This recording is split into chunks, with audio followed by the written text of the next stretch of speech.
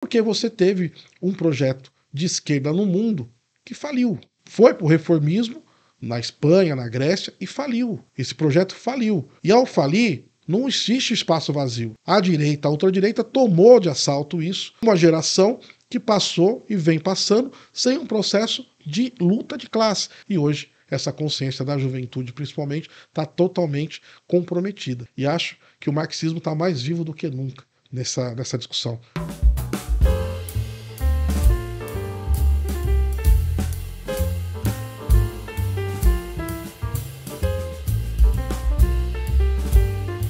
Olá, estamos no ar com mais um episódio do podcast da Tripalium. Eu já adianto logo, pessoal, pode curtir, pode compartilhar, comenta aí, utiliza o campo de mensagem, de comentário, nem que seja para reclamar, para discordar, tá? Mas interage com a gente aí. Seu Borges, hoje a gente tem um convidado aqui que ele não está sendo chamado para os debates, você acredita? É um candidato à prefeitura aqui em São Bernardo do Campo, mas a Tripalium chamou, pronto. Não é um debate, mas... A Tripalium chamou, pronto. Pessoal, vamos falar dos nossos patrocinadores, né? Que no caso é a gente mesmo. Então, pessoal, por favor, não vamos pedir nada. Eu sei que você já tá vendo aí essa camiseta bonita, a camiseta bonita do Cauê, certo? Vai ver aqui uma caneca, aqui um quadro no cenário, tá bom? E aí o Cauê já vai falar pra gente onde que você consegue esses itens. E, bom, é isso, Cauê. É isso aí. Cauê, antes de tudo, você pode tirar o seu cavalinho da chuva, achar que vai vir um convidado aqui que não vai falar mal do prefeito, porque o nosso convidado de hoje parece que anda chamando ele de corretor, não sei o que ele tá falando. A gente fica até mal, porque a gente causa esse tipo de constrangimento, né? Parece até que a gente pega no pé, que a gente, né, é contra a administração atual. Vamos ver se tem alguém, se o camarada hoje vai falar bem, né, desses 8 anos de gestão Orlando morando aqui em São Bernardo. O nosso convidado é o Cláudio Donizete, um integrante do PSTU, militante, já nos bastidores contou pra gente que é desde 94 que ele está no PSTU, e ele é candidato a prefeito em São Bernardo. Vocês podem não estar sabendo, mas, né, não tem só aqueles 4 que estão concorrendo à Prefeitura de São Bernardo. O Cláudio Donizete está aí. Então, vamos dar um alô, uma boa-vinda para ele. Seja bem-vindo, Cláudio. E já inicie, por favor, dizendo o seguinte... Já fala para ele do site também, que você citou ele, não falou do site ainda? Pois é, o Cláudio Donizete queria saber, ele queria comprar os produtos nossos aqui no www.tripalium.com.br. Então, agora é www.tripalium.com.br. O pessoal está procurando muitas estrelinhas, coisa que sai nas eleições, né? Bandeira do PT, que está até acabando aí. Camisetas políticas, culturais, né? Musicais, as canecas, os bonés, né? Boné do MST. Então dá uma olhadinha lá no site que tem bastante coisa legal para ver. E também, se der para dar uma chegada lá no Armazém do Campo, tem produto nosso lá também, lá em Campos Elíseos, né, na loja do MST. Tem também alimentos da agroecologia lá, né? Além da Expressão Popular, que também é no mesmo prédio, o Cláudio deve conhecer lá, né? Já foi algumas vezes. E eu queria dar, então, as boas-vindas para o Cláudio e falar o seguinte: é isso aí, né, Cláudio? Quer dizer, olha a surpresa aí. Há mais candidatos do que os 4 que estão concorrendo à prefeitura. Seja bem-vindo e diga para a gente, por favor, aqui se propõe a candidatura do PSTU em São Bernardo. É claro que uma candidatura de esquerda que não tem chance de ganhar as eleições se propõe a discutir a política, né? A colocar as ideias do partido e outras coisas em discussão. Mas até isso aqui fica um pouco difícil, né? Porque você não é convidado para debate, para entrevista, Então, por favor, fale um pouco sobre isso, sobre a candidatura do PSTU e sobre esse problema. Não, gente, obrigado pelo convite. A gente fica muito agradecido pelo espaço e acho que é uma voz dissonante a Tripalium fazer esse tipo de embate com os candidatos, né? Com aqueles que são os filhos da nossa classe, principalmente, como eu e outros camaradas. nos ajuda muito a gente poder endossar um projeto que muitas das vezes tem a sua discussão muito travada pelo cotidiano da vida mesmo.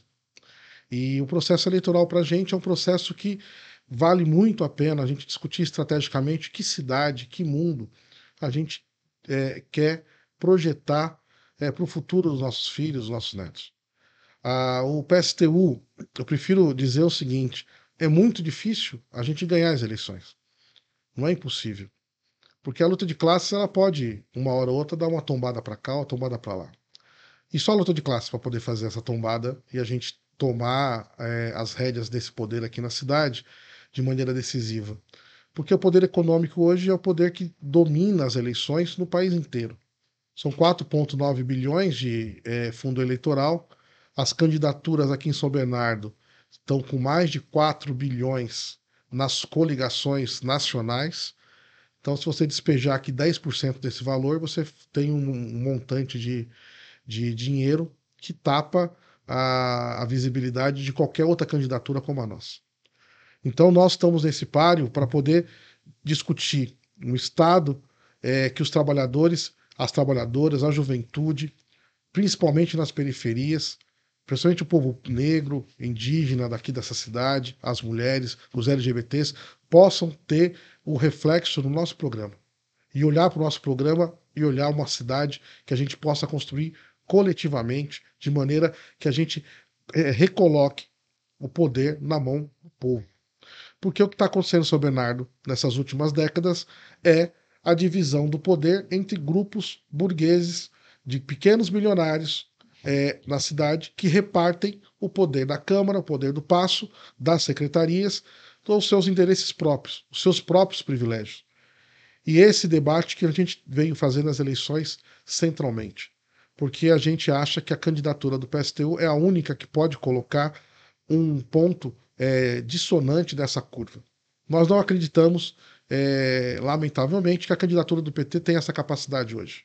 Porque tem uma conciliação de classes também com os setores da burguesia na cidade. E essa localização para a gente é uma localização que traz confusão para a classe, e acho que essa confusão, inclusive, já se sente na própria campanha.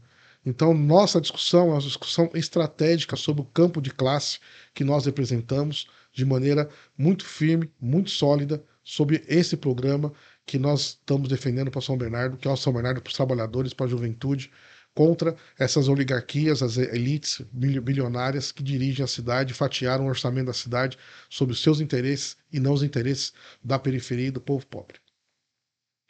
Beleza, Donizete.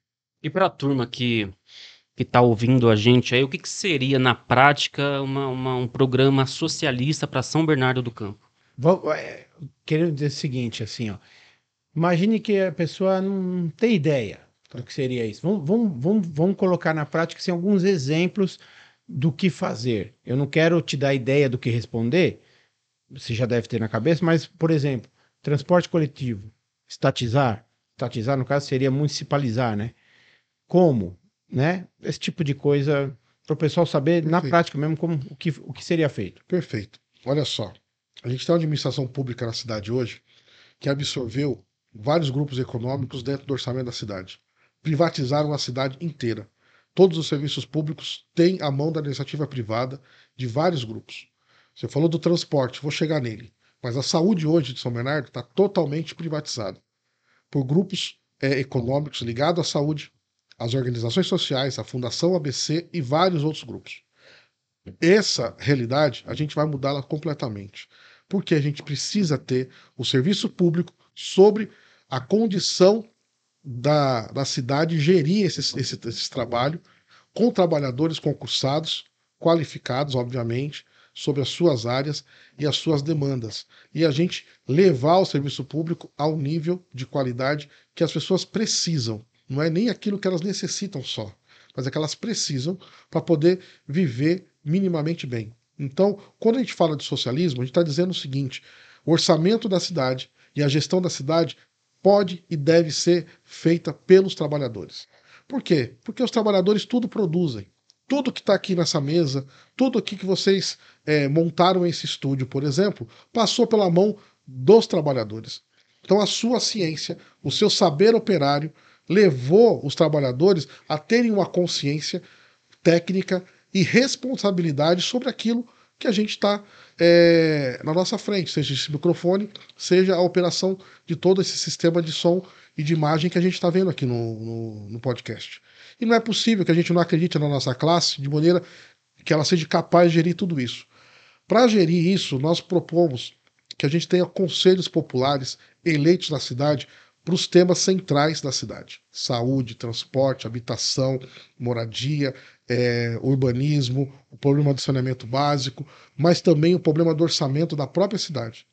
Nós acreditamos que é possível os trabalhadores elegerem as suas prioridades a partir da periferia, com um orçamento discutido, debatido entre eles, votado e decidido sobre as suas prioridades e necessidades primeiras.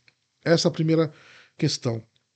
A segunda questão é nós termos uma redução da massa salarial de benefícios e de emendas, né, de vários bônus que tem tanto o prefeito, como os vereadores, como seus secretários. Eles vivem como um povo que sai da onde estiver para uma situação econômica infinitamente superior quando deixa um cargo, por exemplo, ou quando opera esse cargo. Nós defendemos que o prefeito, o vereador, o secretário ganhe, no máximo, o salário médio de um professor aqui do município. E que os reajustes desse salário sejam os reajustes que a prefeitura profere ao funcionalismo público da cidade. Para a gente poder ter uma equidade. Porque quando um candidato se coloca na disputa para poder ser prefeito ou vereador aqui na cidade, primeiro é um dispêndio de desejo, vontade de ser um servidor público eleito pela comunidade. E não uma profissão. Então tem um mandato. E nós discutimos que esse mandato, inclusive, pode ser revogado. Por quê? Porque você tem que prestar contas. E agora, prestar contas para nós é de baixo para cima, ou seja, os conselhos populares terem o controle desse debate, de como, quando e onde se destina as verbas e quem de fato representa eles na cidade.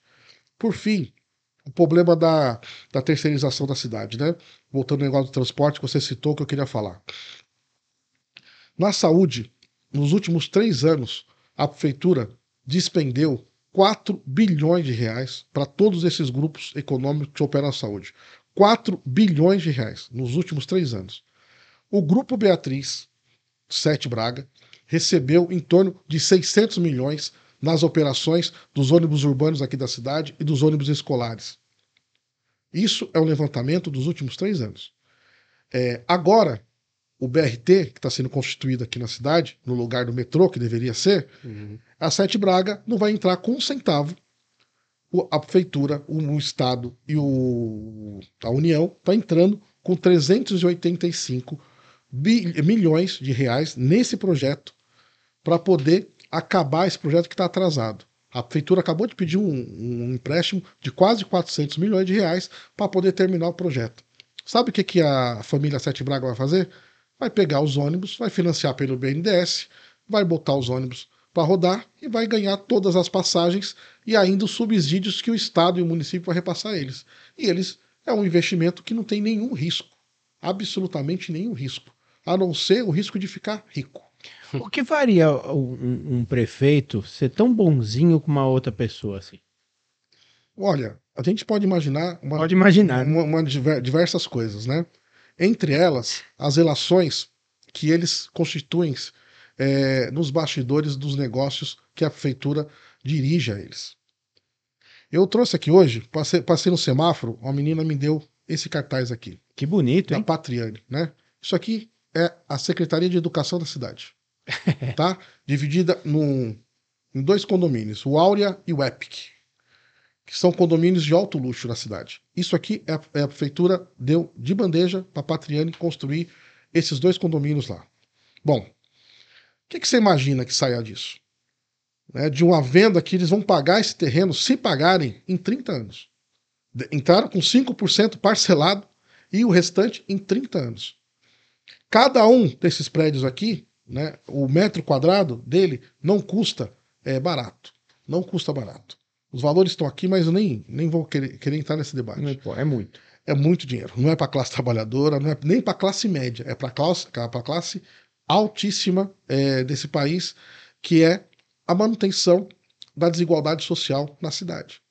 Você vai enriquecendo cada vez mais quem é rico, empobrecendo cada vez mais quem é pobre. Vamos ilustrar? Tem gente que acha que não sabe exatamente o que é isso.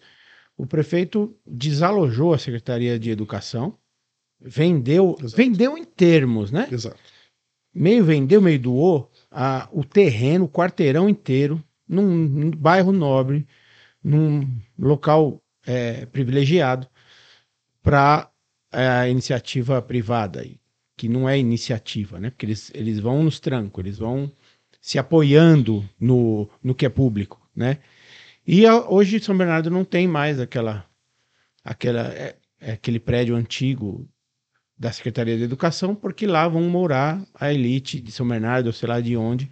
É por isso que ele trouxe esse papel, mostrando como vai ser esse tal empreendimento aí. Né? E junto com isso, várias situações de despejo, né?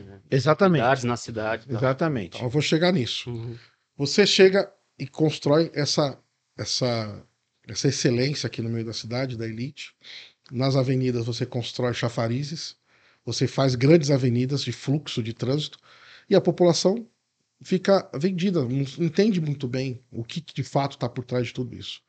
Na verdade, eles estão construindo, né, segregações sociais para essa elite viver cada vez melhor na cidade. Enquanto na periferia do Alvarenga, do Represa, da Vila São Pedro, a população vive do jeito que dá. Olha só, desalojou, bem falado, centenas de famílias só nesse último mandato do prefeito Orlando Morando. Desalojou e não colocou em outro lugar. Não deu casa para esse povo. Inclusive na pandemia. Exatamente. Inclusive deu multa. Na pandemia, se gastou mais na Câmara de Vereadores do que com a própria cuidado das pessoas. O orçamento da cidade foi bem menor do que gastou com o salário e as benesses dos vereadores. Bom, isso já diz alguma coisa. Desalojou e destruiu um teatro, né, aqui na cidade. Ficava na periferia, onde as crianças podiam sair, né, da sua vulnerabilidade, né, para uma situação, né, de educação, de cultura, etc. Bom, mas não parou por aí. O do Jardim Três Marias. Três Marias, exatamente. Você chega na Vila São Pedro, você tem um córrego lá, não sei se vocês já conhecem lá, tem um córrego, que o córrego passa no meio das casas, no meio. Você passa a garagem do seu carro, você tem que fazer uma rampa para passar por cima do córrego. Quando chove, alaga, e nos dias normais quentes, como a gente está vivendo, barata, rato, todo tipo de animal peçonhento adentra as casas e causa, obviamente, infecções, né, nas pessoas, né, doenças, com aquela situação toda. Mas eu digo para vocês, aquele córrego não nasceu ontem e não nasceu há 8 anos atrás. Ele já tem a sua vida própria há algum tempo. E passou a gestão do PT, passou a gestão do PSDB e ninguém faz nada. A gente está dizendo que a segregação social ela é algo que leva os trabalhadores a uma situação cada vez mais penosa. E, mesmo assim, a propaganda que está melhorando a vida das pessoas. Eu não sei aonde. E que pessoas são essas? De que classe social ele está falando? Porque não é da nossa classe. Ali você podia construir, né, a canalização do córrego, além disso, fazer uma ciclovia que se integrasse ao centro da cidade, como tem na Luiz Pecchini, fazer toda uma integração lá do fundão da Vila São Pedro, pegando até parte do Esperança, até o centro da cidade. Interessante que essa via termina na São Pedro. Termina na São Pedro. Ali... Chega na São Pedro, é um córrego. Acabou, Percebe? Então, isso, para nós, é a demonstração que é um governo, né, da direita aqui na cidade, que governa para as pessoas morrerem dentro das condições que puderem o mais rápido possível. E os ricos sobreviverem ou tomarem partes da cidade cada vez mais. Seja os prédios e agora as ruas da cidade. A notícia de hoje é essa. A Câmara de Vereadores aprovou a venda ou repasse ou a doação de 3 ruas da cidade. Agora, quem votou na Câmara para poder fazer esse processo? A base parlamentar do candidato, da candidata, né, do prefeito, da boneca de ventríloco do prefeito, que é a sua sobrinha, os vereadores que apoiam o Alex Manente e os vereadores que apoiam o seu vice. Então, é um jogo de cartas marcadas e são farinha do mesmo saco. Então aqui não tem saída. Se a gente não derrotar esse povo de maneira que a gente organize a população a entender que esse processo está levando a gente cada vez mais à precarização da vida e as condições de vida cada vez mais jogadas a um destino sem nenhum futuro. Então a nossa localização nesse debate é levantar essa questão de classe e a consciência dos trabalhadores para esses problemas. Porque a gente não acredita que a conciliação de classe com qualquer setor desse vá nos levar a um bom caminho. Pode amenizar, mas não resolve, porque a gente tem que tirar as pessoas do anti-estreito, que é principalmente o problema que nós estamos deparando depois de 2010. Eu costumo falar, o pessoal fala 2016, eu falo 2010. Por que 2010? Porque você teve um projeto de esquerda no mundo que faliu, que foi para o reformismo na Espanha, na Grécia, e faliu. Esse projeto faliu. E ao falir, não existe espaço vazio. A direita, a ultradireita tomou de assalto isso, uma geração que passou e vem passando sem um processo de luta de classe, de enfrentamento a esses problemas de maneira contundente. Como nós tivemos aqui na década de 80, né, na década de 70, enfrentando a ditadura, né, muita gente morreu, muita gente foi presa, sofreu várias agressões, mas nós saímos daquele processo conscientemente de que classe nós pertencíamos. E hoje essa consciência da juventude, principalmente, está totalmente comprometida. Então, é um debate que a gente traz para as eleições, que vocês podem olhar para minha cara e falar assim, pô, mas o cara quer disputar a prefeitura ou quer dirigir o mundo? Não, a gente quer discutir o mundo, quer discutir São Bernardo, quer discutir a melhora de vida dos trabalhadores, seja nas suas coisas menores, mas também sobre a luta de classes que a gente vive ainda no mundo. Eu acredito, né, e acho que o marxismo está mais vivo do que nunca nessa discussão. E para nós isso é muito importante. A gente quer transformar o mundo, mas tem que começar pela cidade, né? Um lugar, né? O mundo é feito de várias cidades. Então. Aliás, o marxismo fica cada vez mais vivo à medida de que a condição do trabalhador fica cada vez pior, né? Isso é uma obviedade, né? As revoluções são feitas sob a baioneta, né? Nos momentos de maior... Por isso que eles têm medo da explosão, né? Mas é isso aí. Ô, Donizete, é o seguinte... O ar tá bom para vocês? Tá ótimo. Tá bom? Beleza. Vou sair daqui maravilhado. Mas aí já vai entrar no inferno de novo. Você é metalúrgico, né, cara? Sou metalúrgico. E fez parte da direção do Sindicato dos Metalúrgicos. Fui metalúrgico 22 anos. Foi metalúrgico. E fui da direção do sindicato por 2 mandatos. Quando foi isso e em que fábrica você trabalhou? Trabalhei na Costal, uma empresa de autopeça, na Pauliceia. Chegou a ter 1.400 trabalhadores. Você morava na Pauliceia? Sempre morei em Ferrazópolis. Moro em Ferrazópolis até hoje. Tem um ônibus que sai da minha casa e que chega na Naval e eu ia a pé para a fábrica. Era tranquilo. Trabalhava por 22 anos. Você pegava o linha 2 ali? Não, pegava o 37, descia no Joranópolis. Ah, descia no Jor e atravessava o riozinho ali? De madrugada, aquele friozinho gostoso. Chegava lá, tomava aquele café e tocava a vida. Por 22 anos fiz esse trajeto. E entrei para a luta sindical pela CIPA, da fábrica, né? E quase que eu perdi o emprego já no primeiro semestre, porque eu estava na experiência e fiz uma pequena movimentação na fábrica que levou à paralisação de um setor. Independente? Uma agitada lá. Independentemente do sindicato, porque... Você já tinha uma consciência política? Sim, eu sempre tive. Eu sou daqueles que nasceu junto com essas lutas da década de 70. Minha família, né, participou muito dessas lutas. Então me levou também a conhecer e ter uma consciência bastante ampla e bastante independente do que o capital nos tenta ganhar, né, fustigar permanentemente. E aí a gente avançou na fábrica, a partir disso, e tornei uma referência, e a gente foi disputar pela oposição a direção a CIPA também. E a comissão de fábrica. E depois a comissão de fábrica eu não cheguei a ser parte, fui parte da direção do sindicato na fábrica. Tá. E aí por 2 mandatos. E a gente fez uma luta, acho que muito bonita, na fábrica, todo o tempo que a gente viveu lá. Mesmo os companheiros que não eram da oposição, que eram da situação, ligadas ao PT e etc., a gente tinha nossos embates, nossas diferenças, mas a gente sempre tentava traçar um plano que chegasse finalmente de uma unidade possível. né? E quando tinha diferença, a gente votava. Tentava, pelo menos, votar e as pessoas, os trabalhadores, terem consciência que era necessário escolher um caminho naquele momento que a gente não conseguia ter a síntese, né? E a gente conseguiu fazer isso por muitos anos lá, né? Com algumas diferenças maiores, outras menores, mas nós levamos as pautas dos trabalhadores sem nenhum detalhe do ponto de vista de ter escorregado para um lado ou para o outro. É muito difícil, porque você estava numa fábrica e não estava na categoria. Você era oposição numa fábrica, mas não era oposição na categoria. E a gente dialogava muito com a categoria, os outros representantes e tal. Chegamos a ter oposição na Scania, na Volks, na Ford, em outras autopeças. Chegamos a ter. Né? Ganhamos, inclusive, como maioria na Scania. Mas a gente se reduziu depois a um pequeno grupo na Costal e na Volks. E aí a gente tocou a vida por um processo de uns 20 anos, quase 20 anos, né, de oposição. Depois a fábrica veio fechar e foi para Ribeirão Preto e eu saí da fábrica para tomar essa representação do partido, né, mais político aqui na cidade. A Costal, então, é em Ribeirão Preto hoje? É lá é Ribeirão Preto, é uma cidadezinha lá. Ali na região? Isso.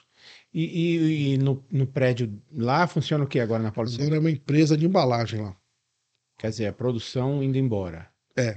Ela era uma empresa de autopeça, agora é uma empresa de embalagem.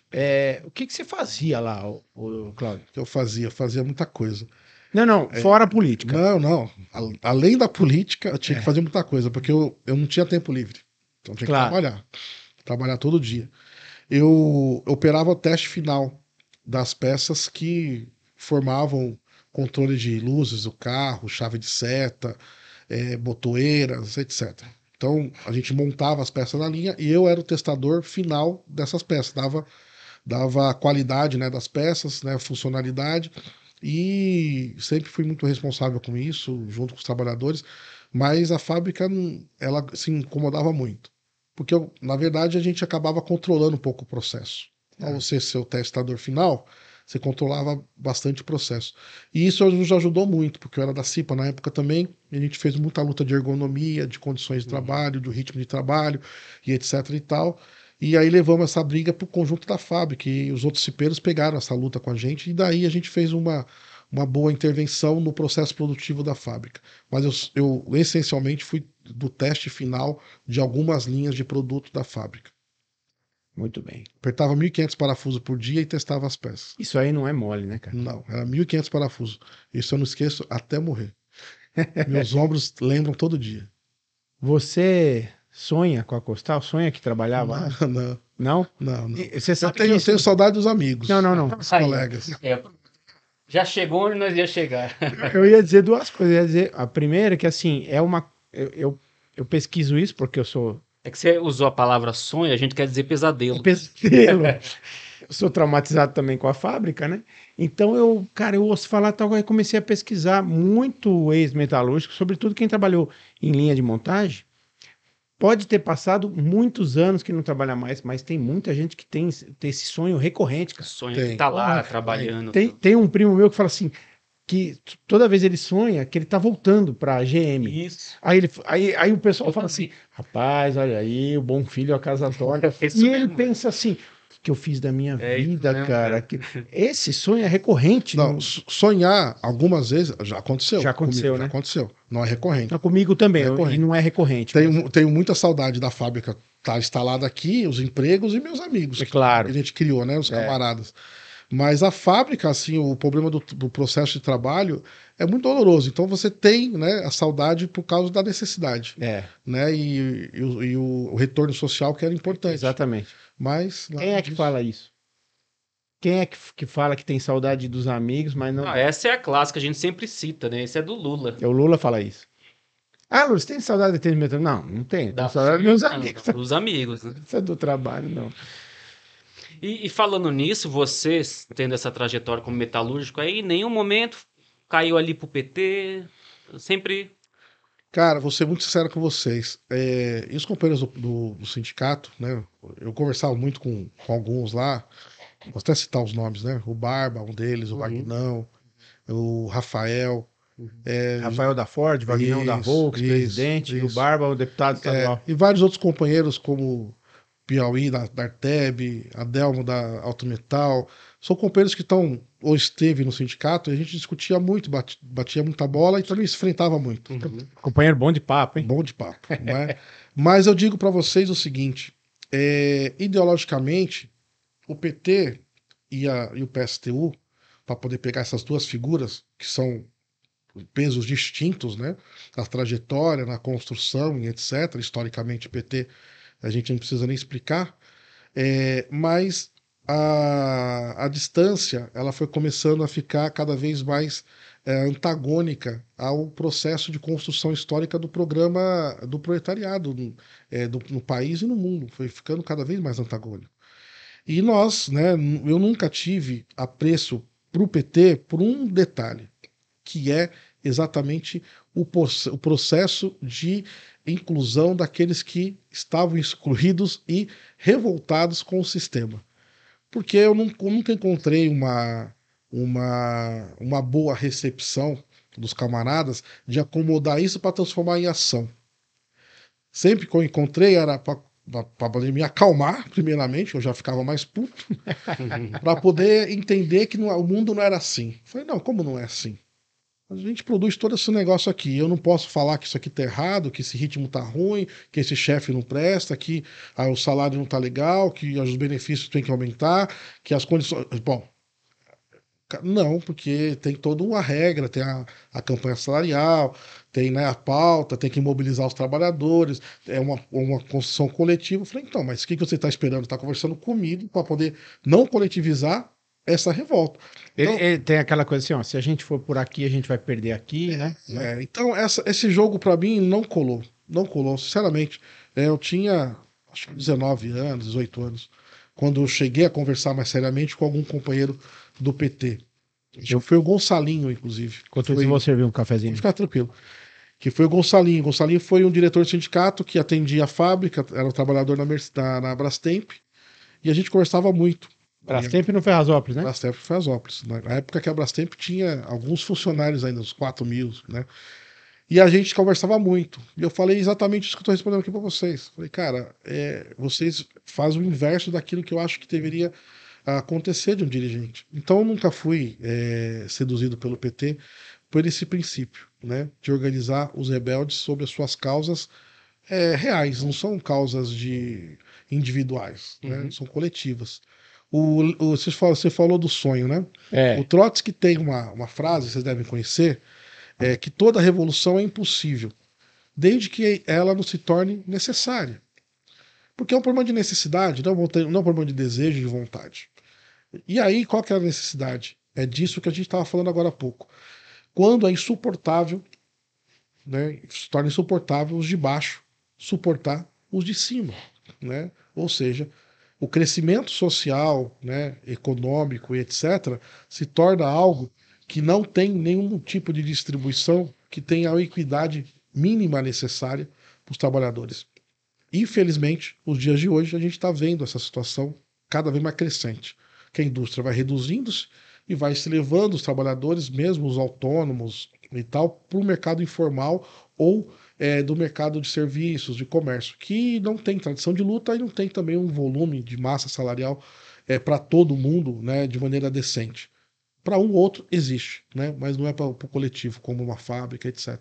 Então, essas questões eu acho que são importantes para a gente poder refletir aonde a gente está parado no ciclo da história. Né? Eu vou fazer uma perguntinha aqui enquanto o Donizete toma um cafezinho e vamos... O menu de hoje é uma baguete de frango. Olha só. E essa baguete de frango é muito especial, viu, Donizete? Porque ela é de ontem. Que bom. Então a gente pagou mais barato. Só por isso eu não vou comer, hein? Ele é vegetariano. Então, né, a gente pagou mais barato. Mas, em compensação, esse rocambole ou bolo de rolo... Essa aqui que é de ontem? É de ontem. Mas a outra também é de... Eu acho que é de ontem, cara. Também. Acho que é de ontem. Não, é de ontem. Pode... Não vai passar. Mas tá bonita. Tá bonito. Eu comi e tá ótimo. E eu queria falar o seguinte: o Donizete falou sobre o mundo. Né? Eu sou candidato a prefeito de São Bernardo, mas você acha que eu quero mudar o mundo? Eu queria entrar um pouco nisso, tá? Mas também não vamos esquecer de perguntar para ele as famosas propostas, né? Que outro dia foi engraçado, Donizete, eu vi o candidato do PCO ao Prefeitura do Rio de Janeiro e a entrevistadora lá da Globo, era o G1, né? Ela tava, quando você fica assim... O do Rio? O do Rio. Você lembra que é pra você vir aqui, né? Só pra o Henrique Simonardi. Então. Furão, hein? Ó, que isso, O cara. camarada do PSTU tá aqui, ó. Então. E ele não veio, mas tudo bem. Ela ficou, cara, assim, ela não acreditava que ele não ia falar de números, de volume, de dinheiro. Ele falou, não quero saber, cara, o que tem que fazer é isso, é aquilo, não estudei o orçamento, porque também não sei qual vai ser quando chegar lá, né? Porque você acabou de falar, acabaram de liberar 400 milhões, isso aí tá fora do nosso controle, né? E então ela ficou puta de vida que o cara não estava falando de números para enganar a população, né? Mas a gente precisa saber algumas propostas exemplares assim do PSTU para, né, para se localizar. Mas eu queria falar de uma coisa muito atual que é a Venezuela. E parece que a cada dia que passa o Lula pisa mais na bola que isso aí, hein, cara? Veja só, o Donizete, nós temos na Venezuela um governo popular. Não é um governo comunista, não é um governo socialista, mas é um governo popular. É um governo que rachou, tudo bem, não estatizou os bancos, algumas propriedades privadas, mas rachou, e isso fica muito claro, com a elite, com a burguesia local e com o imperialismo, né? Esse governo é perseguido, a turma quer reconquistar o petróleo venezuelano. E o Maduro sofre muita pressão. A Venezuela sofre um embargo. E agora eles querem achar uma maneira de defender os nazistas, os fascistas venezuelanos, que, por um lado, eles falam que não tiveram acesso às atas, e por outro, eles dizem que eles ganharam. Mas que ata eles viram, então? Só que, para nossa surpresa, eu vou usar essa palavra, tá? Até por ser alguém do BRICS, até por ser um governo eleito pela população venezuelana, o Brasil está se distanciando, tá falando, mostra as atas, já falaram até, pô, faz outra eleição, uma coisa que para nós não cabe. Ganhou, cala a boca e o Guaidó volta para casa dele e aquele outro lá fica melhor na Espanha. Mas qual é a posição do PSTU sobre isso? Sobre a Venezuela e a situação atual, por favor. Cara, eu não vou dar o de bolos aqui, não. Ah, sim, é verdade. Tá. Ó, isso aí. Eu não sei o que o Boulos falou da Venezuela, mas lá da eu tô disputando a prefeitura de São Paulo, não tô disputando a prefeitura da Venezuela. Mas isso aí ele falou da Palestina, né? Eu não sou candidato. Do Hamas. Exatamente. E nós vamos perguntar do Hamas, né? Isso. Você vai ficar com medo aí. Pelo menos da Palestina. O Donizete falou para nós, pô, não fala nada do Hamas. Não, olha só, cara. Eu vou discordar de você em vários pontos, concordando no final sobre um aspecto. A Venezuela entrou num processo que não concluiu o seu processo revolucionário há anos, não é de agora, não é nem no governo Chávez. É dos governos anteriores, o processo parou em um certo momento. E a Venezuela só existe no mapa do mundo por causa do seu petróleo, certo? Concordamos com isso. E ao você ter um volume desse e não estatizar todos os outros setores econômicos, você fustiga setores internos a serem a sua oposição com capital, com grana. Mas isso não é o problema central, na minha opinião. Na nossa opinião, o problema central na Venezuela é que o processo revolucionário, ao ter se separado, eles constituíram-se e se sustentam hoje sobre o manto do alto escalão do exército. O que você tem hoje lá?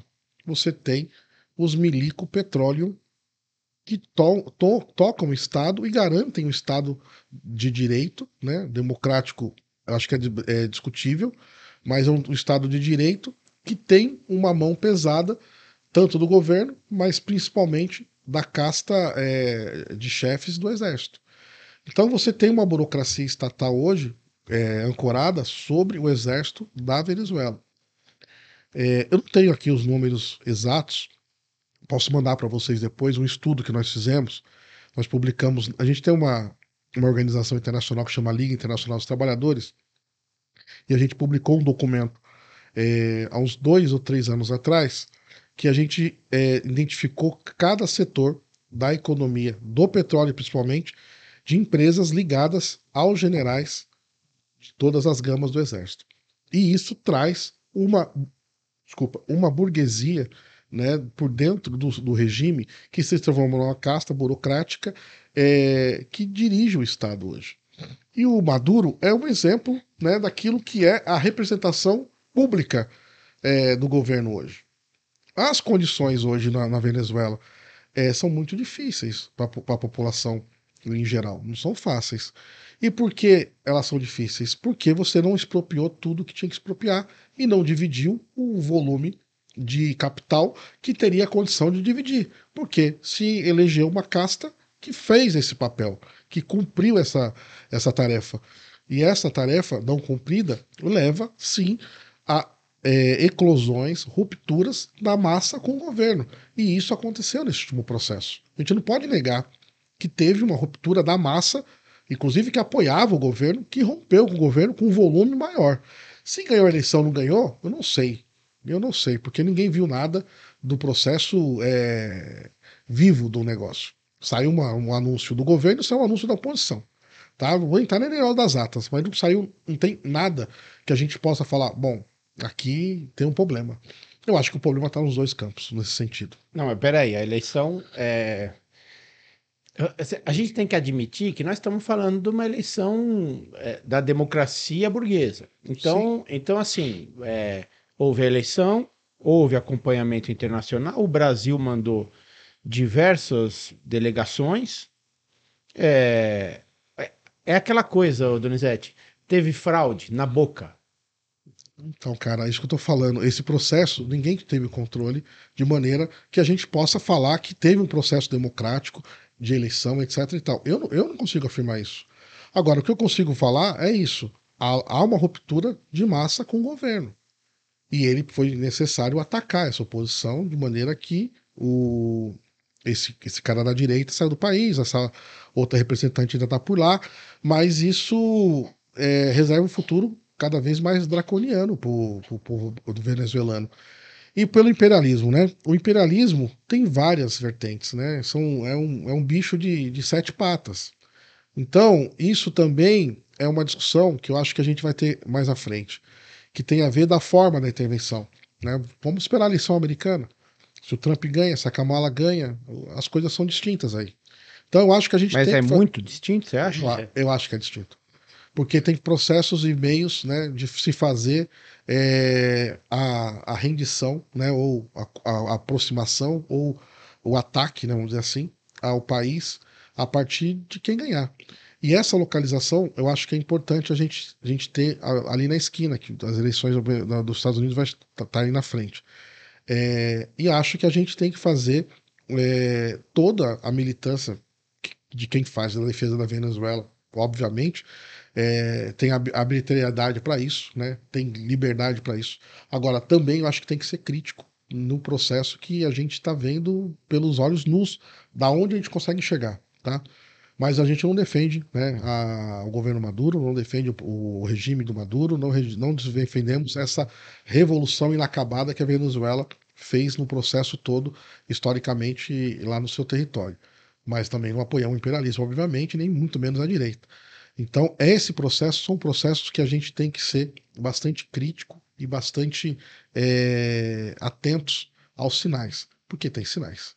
Essa ruptura de massa, eu acho que é um sinal importante, que é regimentada pela direita, inclusive em outros países como o nosso, inclusive, né? Então acho que são coisas que também passam na Venezuela. A Venezuela não está isolada no mundo. Então acho que isso também são coisas importantes de ser debatidas. Tem sempre a coisa da... Cara, como esses mosquitinhos estão entrando, hein? Baixa um pouco o ar aí, pelo menos. Por mim. Não. Tem uns buracos ali e tal. Mas dá uma baixadinha que deu uma esquentada. Sempre tem essa coisa também inclusive um conceito muito falado agora, conflito de narrativas e tal. Então a gente lida com isso, né? Pensando no que você falou da ruptura do povo com o Maduro e tal. E que você estava falando antes também sobre o trabalhador. O trabalhador, ele sempre né, até onde ele vai caindo no buraco para poder a gente tornar as condições, né, para pensar em uma ruptura com o sistema, pensar em todo um outro formato e tal. O que eu quero dizer sempre teve, né? Por exemplo, antes era a religião que dizia pro povo assim, olha, é assim mesmo, você tem que aceitar, se conformar, acalmar o coração e fica tranquilo que o reino dos céus é do pobre, é de quem sofreu e tal. E hoje, né? Hoje o que se diz, né? O que todo mundo ouve bastante é, olha, mas tenha paciência, cada um pode, cada um consegue chegar lá, é só você se esforçar um pouquinho mais, é só você entender um pouquinho melhor, é só você fazer isso e aquilo. Isso sempre vai contra, né, essa noção coletiva que você está falando, essa organização, esse trabalho, né? Sempre a pessoa individualmente falando, não, eu tenho que me conformar e tem um caminho para mim individual para melhorar as coisas e sempre tem esse choque, né? É difícil imaginar um mundo onde não tenha essas respostas, essas ilusões, né, para o povo trabalhador que sofre e que sofre há tanto tempo, mas continua dentro da garra do sistema e caindo sempre nas armadilhas, inclusive, porque é normal hoje você ver a molecada de quebrada, por exemplo, o sonho deles, não é emancipação da classe trabalhadora. O sonho deles é ter um iPhone, ter um tênis, chegar na casa da namorada com carrão, essa coisa toda, né? Sim. O Donizete falou disso já, né? Ele disse que a juventude saiu da ditadura sabendo onde estava, mas hoje essa coisa está um pouco confusa, né? Então, olha só, quando eu escuto, né, você falando da favela, só para poder emendar, a favela venceu, né? Vencer é sair da favela, né? É tirar a favela dentro de você e trazer a cidade inteira, o mundo inteiro para você. Mas eu entendo quando um garoto fala isso, porque significa que ele saiu, tirou um pé, né, da lama, um pezinho, um dedo da lama. Mas eu vou voltar a 38. Tem um livro do Trotsky que chamo um livreto, na verdade, Programa de Transição. Ele traz uma leitura de um processo que vivia-se na época, que é a derrota da Revolução Russa pelo stalinismo, todo o retrocesso, toda aquela problemática. E ele dizia o seguinte: aqui a revolução vai ser derrotada se a classe não tomar consciência que a contra-revolução é o seu partido hoje, ou seja, é o seu governo. E que a crise de direção é a crise da humanidade. Ou seja, a crise da direção revolucionária é a crise da humanidade. Lamentavelmente, ele falou e acertou nesse prognóstico e a gente não conseguiu superar ele, no sentido de criar outras condições, de vencer essa burocracia stalinista que tomou-se da União Soviética e levou ao imperialismo de bandeja o processo da revolução e o processo todo da liberdade da nação, né, da autodeterminação dos povos, etc. e tal. E a gente vive hoje isso também, de certa medida, eu acho cada vez mais profundamente. Porque eu vou pegar uma palavra do que você falou, povo, é uma palavra que não define muita coisa.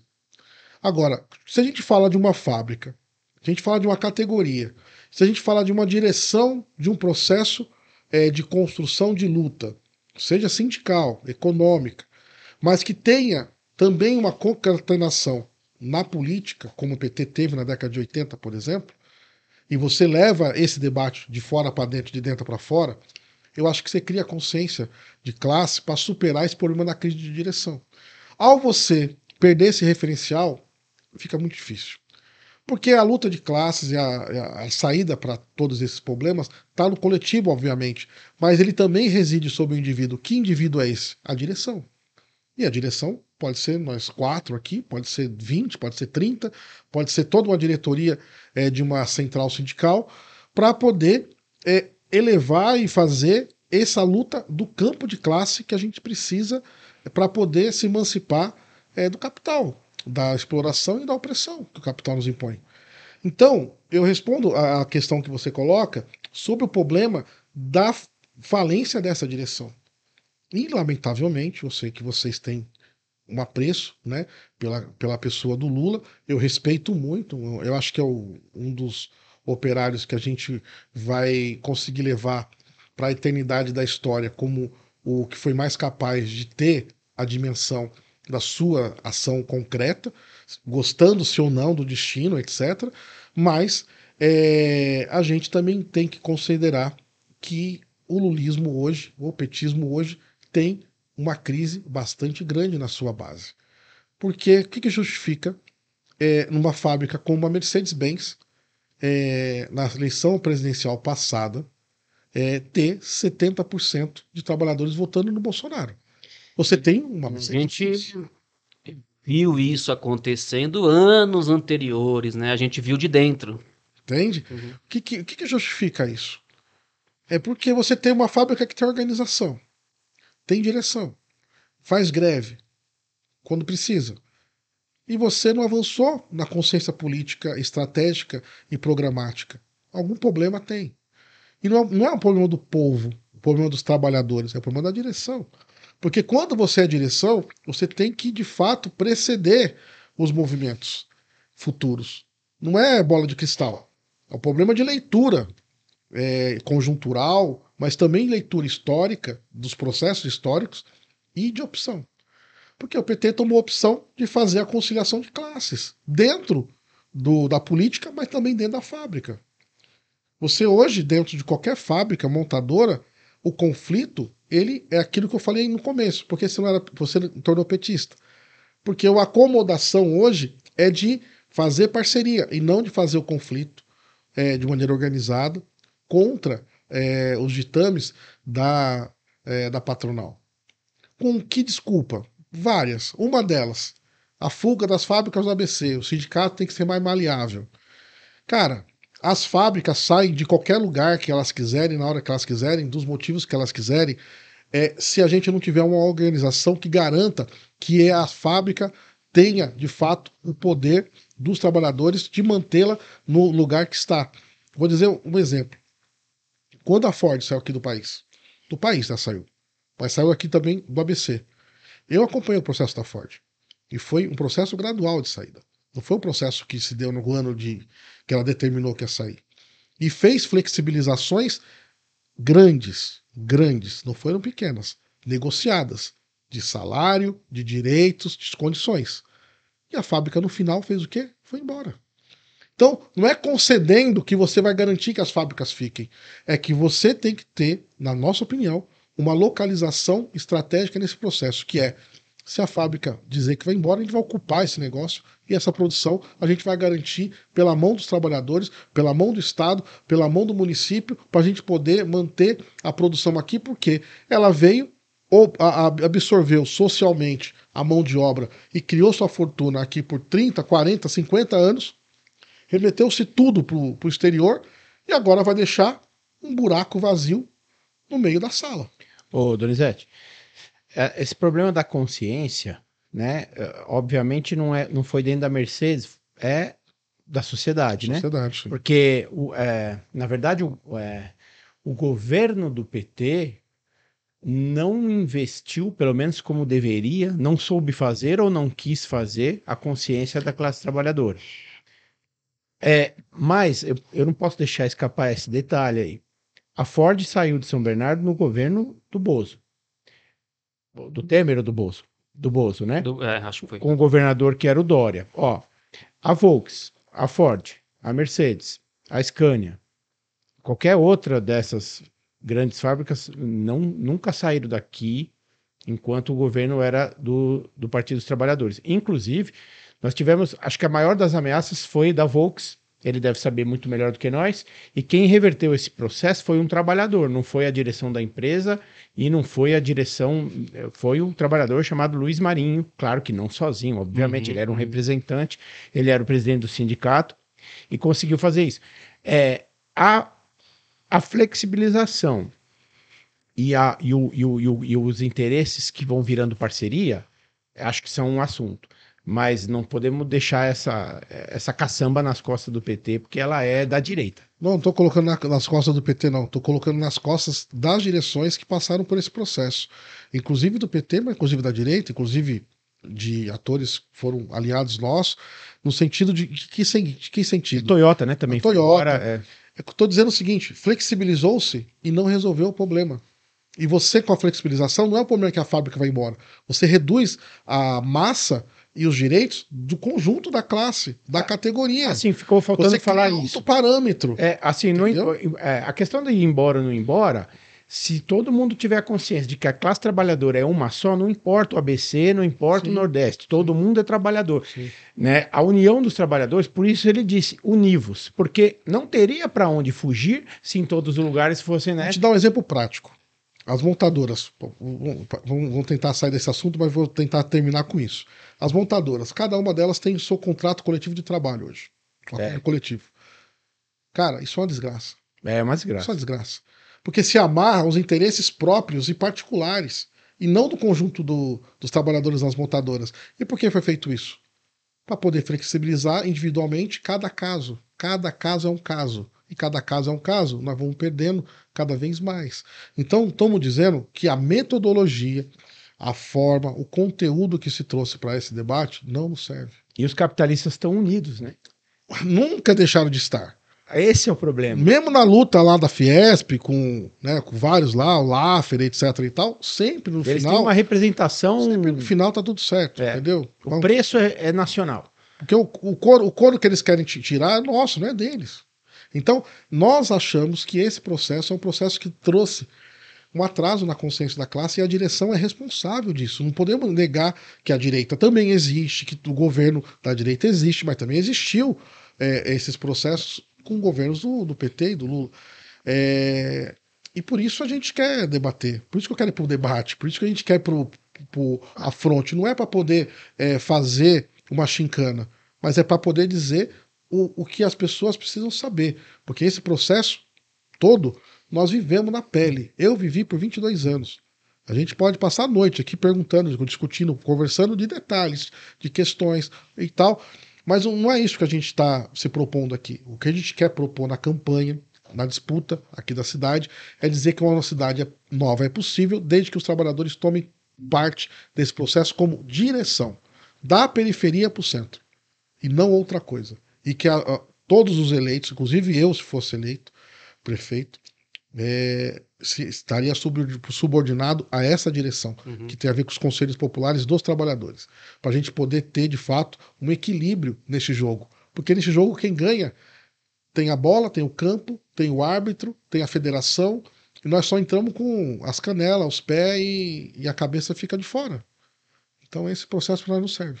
Você está colocando a direção como causa, mas não é também consequência, essa crise na direção não é também consequência dessa crise de identidade da classe trabalhadora? Quer dizer, e por que não surgem novos revolucionários, pelo menos com a força de massas, com essa força de representatividade, com trabalhadores na sua base, né? Cara, muito importante sua colocação, porque é verdade. Mas tem uma coisa que é importante a gente saber. Algumas coisas aparecem do nada. 2010 surgiu de nada. 2013 no Brasil surgiu do nada. Entre aspas. Havia uma gestação de indignação, de descontentamento com as direções, etc. E setores da classe média, principalmente, se colocaram à frente, passe livre, todo aquele rolo lá e tal. E depois se acomodaram-se junto com a direção do movimento de maneira mais geral, né? O espontaneísmo da classe é muito difícil, mas ele existe. Agora, canalizar isso é mais difícil ainda. Porque geralmente, viu, né? A gente viu. Geralmente nasce contra tudo e contra todos. É como você vai fazer a separação do átomo e como você controla aquele bicho. E a mesma coisa quando, de forma autônoma, os trabalhadores saem em protesto. Já viu sei lá, um linchamento público? Ninguém controla, porque não tem direção. Então, ao ter, né, essa condição, a gente tem que antecipar as tarefas da nossa classe. Esse é um erro cabal do anarquismo, você acha? Com certeza. É esse o erro? Com certeza. O anarquismo absorve a sua própria energia sem nenhum contraponto sobre, primeiro, o Estado e uma direção centralizada do processo revolucionário. Então uma derrota fica logo ali na frente, não tem como. Então esse processo para nós é um processo que a gente tinha que fazer ganhar esse povo para poder entender as suas questões. E vou te falar uma coisa. Se nós pegamos 2013 com força, o Haddad era prefeito de São Paulo. E se o Haddad pega aquela questão e fala assim, vamos construir a tarefa zero nessa cidade, porque é possível. E é possível. E é possível. É claro que é possível. É possível. É só você desprivatizar o transporte e levar o transporte para o serviço público. Uma empresa estatizada, municipalizada, com controle. Essa molecada poderia controlar, inclusive, são gabaritados para isso. A maioria é tudo classe média, universitária, etc. Tinha capacidade, tinha condição. Agora, você tem que pegar um processo desse e galvanizar sobre um elemento. O elemento da tarifa zero seria um deles, nesse processo. Então, você percebe que para construir isso que você me pergunta, a gente tem que ter direção mesmo assim. Porque você tem que pegar o sentimento. O que o Lula pegou na década de 70? Era o problema da opressão, da perseguição, mas principalmente o problema da exploração, que era muito absurdo. Né? Arroxo salarial, Delfim Neto lá falando do bolo e o bolo não assava nunca. Né? E depois roubou ainda nos cálculos. Morreu e o bolo não deu certo. Estão assando ele agora. E levou túmulo esse legado para ele. Agora, no final da vida dele, ele virou conselheiro do Lula. Então a história. E fã ainda. Fã. Então essa história da conciliação é engraçada. Mas eu digo isso. Naquele momento ele pegou esse sentimento da população, dos trabalhadores, organizadamente, e levou para a luta contra a ditadura. Nós estamos falando de condição de trabalho, mas o peão estava no Vila Euclides, no Paço Municipal, contra a ditadura. Porque não aceitava esse tipo de governo. Tanto é que a ditadura não teve força para encarar aquilo lá. Exatamente. Então, nós estamos falando de você ter uma leitura e absorver essas pautas. E sair, a gente começou a conversa aqui, da formalidade. Da formalidade. Dentro de uma fábrica hoje, eu acredito que a minha atuação, por exemplo, seria muito diferente. Na minha época não tinha WhatsApp, não tinha Facebook, não tinha nada. É verdade. Cara, era tudo pé do ouvido. Eu chegava na fábrica muitas vezes 4 da manhã para pegar o terceiro turno, saía da fábrica 3, 4 horas da tarde para pegar o segundo turno, e a fábrica era no meu cangote. Para a gente se comunicar na fábrica, eu tinha um bilhetinho. Eu ia falar, folhetinho, jornalzinho. Tá? Não, mas eu tinha um bilhetinho que eu distribuía para 20 pessoas na fábrica. 20 pessoas, que eram meus aliados estratégicos na fábrica. A tarefa da semana é essa. Cada um pegava. E a gente ia discutindo, debatendo, ia vendo, ia acolhendo isso. Na hora que a gente. É o dia hoje. Tava todo mundo organizado, porque era 20 linhas de trabalho, né, mais ou menos isso, e tinha 20 lideranças em cada linha. Uma liderança em cada linha. E esse processo se constituía assim. Era diferente. Hoje eu não sei se isso funcionaria, né? Mas a gente não deixava de fazer a coisa acontecer. Mesmo sendo oposição. Menos sendo perseguido pela fábrica e pela direção do sindicato, muitas vezes. Teve camaradas meus, lideranças maiores que mim, foram demitidos da fábrica e não teve nenhuma reversão, por causa que era oposição. Agora, essa condição é uma condição que você tem que ter uma direção, porque a espontaneidade ela pode chegar até a esquina, mas não sei se atravessa a avenida, se atravessa o rio, se chega até a floresta e faz nascer algo novo. Entendeu? É muito difícil, na minha opinião. Eu acho que não tem exemplo histórico disso. Não, mas é porque se houvesse esse caminho, se fosse tentar 1 milhão de vezes e em 1 milhão desse certo, em todas elas, alguém tomaria esse lugar. Exato. Né? Você falou, era pra gente ter pego. Não precisava pegar, já veio, 2013 já veio meio que pela esquerda. Veio. Era só guiar. Pior que veio. Não é? Pior que veio. E aí virou. Isso que eu tô falando. É um processo que tem que ser tomado e sentimento tem que ser absorvido. Mas tem que ser absorvido de verdade.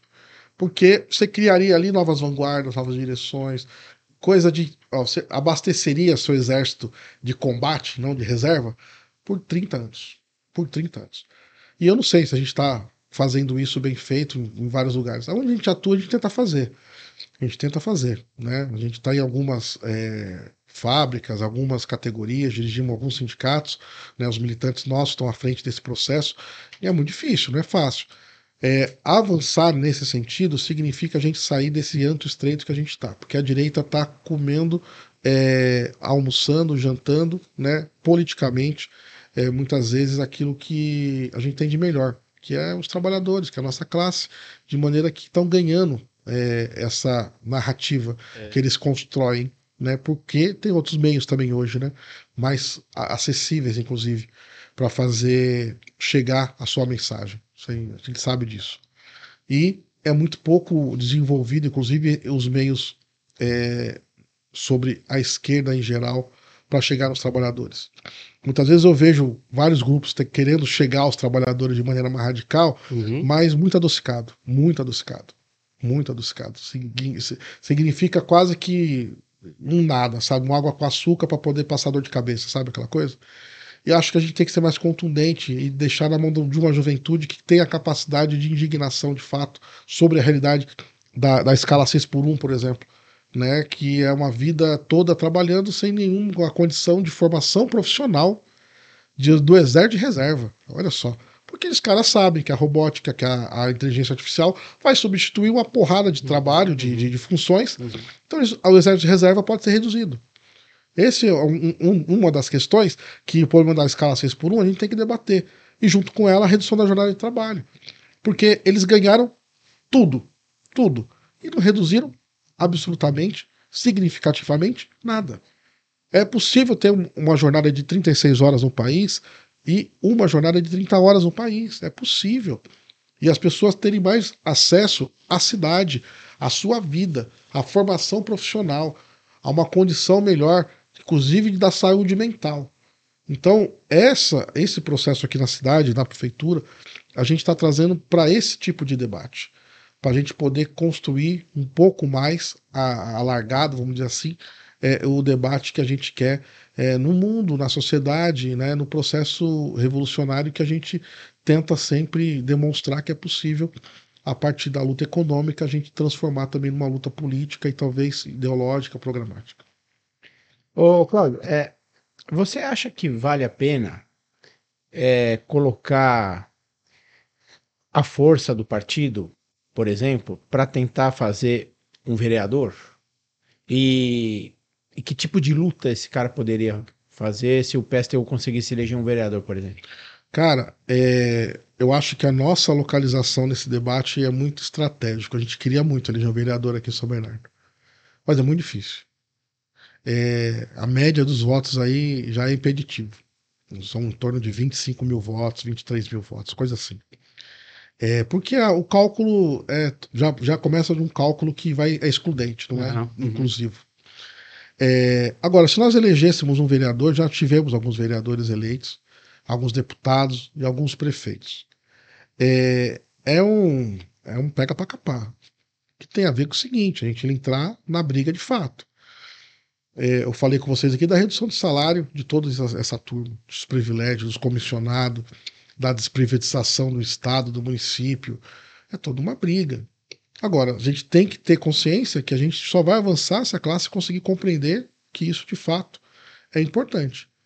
Eu acho que nessa campanha, ela está sendo muito significativa para nós, apesar da nossa pequena inserção, que é a dissonância.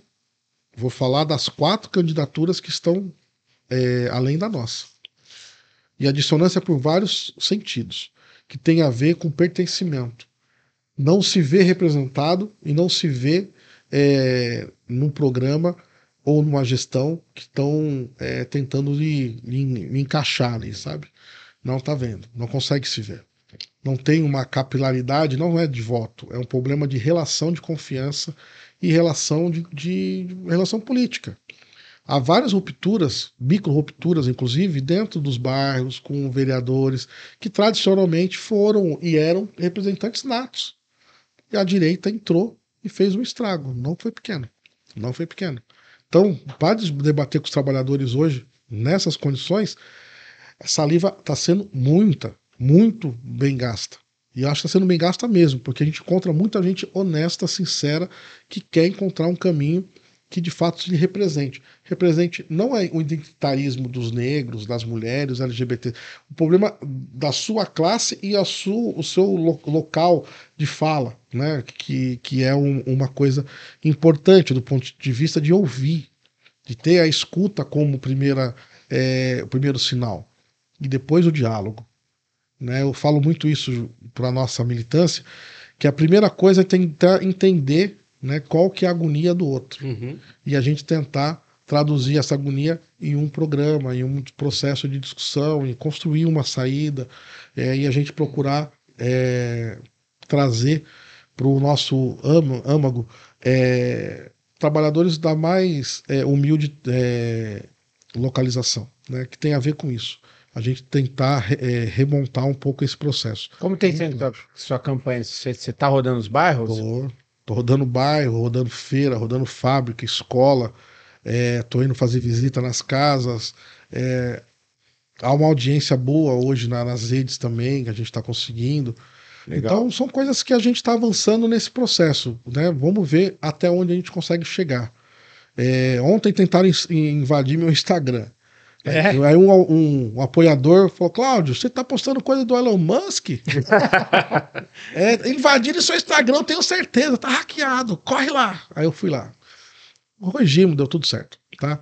Mas é sinal que a gente tá incomodando de alguma forma, algum setorzinho aí, né? Mas é isso, nosso papel não tá deixando de se fazer junto com a classe, não. Estamos tentando fazer o máximo que a gente pode junto com a classe. E a recepção da galera? Você até falou um pouco aí, mas como é que tá sendo, né? Até essa coisa do anti-esquerdismo que existe, e por isso até que muitos candidatos vêm com essa, né, com esse simbolismo. Somos obrigados a até citar a coisa de São Paulo, aquele Pablo Marçal. Ele apostou principalmente nisso, em se colocar como uma figura anti-esquerda. Então o pessoal fica tentando identificar o que ele faz que dá certo, e é claro que ele tem algumas qualidades, entre aspas, né? Ele sabe, né, o que ele está fazendo de certa forma, a coisa da construção da imagem, né, e tal, dos cortes, de trabalhar a internet, que a esquerda sempre ficou para trás nisso. Agora, principalmente olha, eu sou o candidato anti-esquerda. Inclusive, todos esses outros aí que fingem que é direita são esquerda também. Porque ele apostou nisso, né? Ele sabe, nem se falou, identificar, né, qual que é a necessidade, a dor e tal.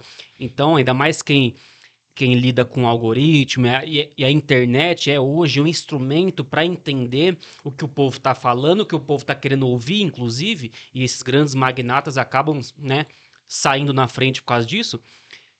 Mas isso, ele apostou na anti-esquerda. Então, às vezes, até depende menos dos candidatos ali, né, da desenvoltura de cada um, depende muito da força, né, do ódio a um grupo, né? Então, assim, a força anti-esquerda em São Paulo vai eleger alguém, né?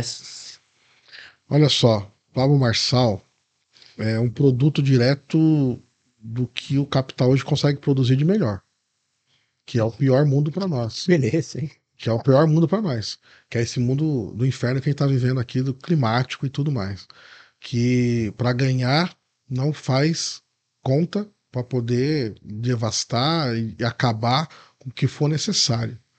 Primeiro, ele é um candidato do sistema, que ele se abastece e se tem a sua fortuna pelo sistema.